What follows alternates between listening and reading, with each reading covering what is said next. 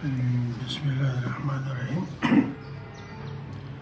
زه ډېر خوشحاله شوم چې زما د یو ډېر زړه ته راتېر ملګري، دوست او زموږ مشر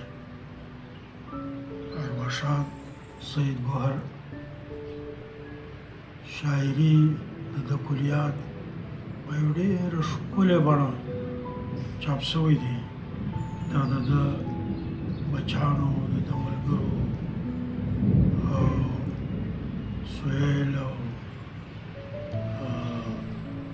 محمد ایاز دې ټولو ته شاباش هم وایم، مبارکي هم وایم. ګوهر صاحب بایست دوست چې زه را یادوم چې زه کله د اکیډمي ممبر وم، نو مازدیګر به زه دی مستقل هلته کښېناستم د دې 4 بجو څخه بیا تر 9 بجو پورې، او چې دا مجلس به ختمېدی بیا به زما تنده ماته نه وه، او زه به دې ته به مې زړه نه غوښت دا مجلس مات کړم. ډېر خوږ سړی و، لکه څنګه چې غزل خوږه ده داسې خو دی په خپله یک ژوندی غزل و. د هغومره خوند د ده په خبرو کې، د ده په مینه کې، د ده په تعلق کې انتهایي مخلص سړی و. خبره یې سپینه کوله، که خفه به و نو خفګان اظهار یې کوئ، که به خوشحاله و د خوشحالۍ اظهار یې کوئ. او د دا کم چې ورپسې ملګري وو دا یې ستایل. د چا اکثره شاعران داسې وي که نه چې دا ملګرو حوصله افزایي ډېره نه کوي که نه، خو ګوهر صاحب هر چا ته تر هغه تر حق زیات داد ورکوي. په خپله یې زه ډېر ستایلی یم.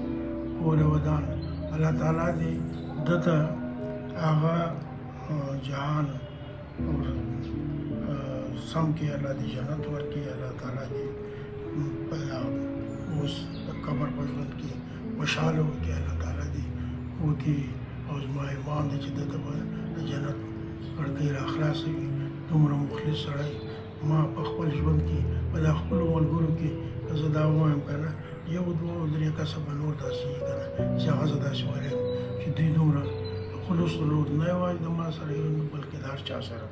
نو هم پایست شاعر او هم پایست انسان هغه ډېر لوی سړی و. او اوس دا ورثه پاتې شوه، د شاعري پاتې شوه. نو دا ډېره زه خوشحاله یم چې په دومره ښه بڼه راغله. ګوهر صاحب بهرحال ژوندی دی، عمر د ژبې عزت دی، د ژبې خدمت یې کړی دی، او په پښتو کې به دا د ده کار ستایل کېږي او ژوندی وي. مهرباني.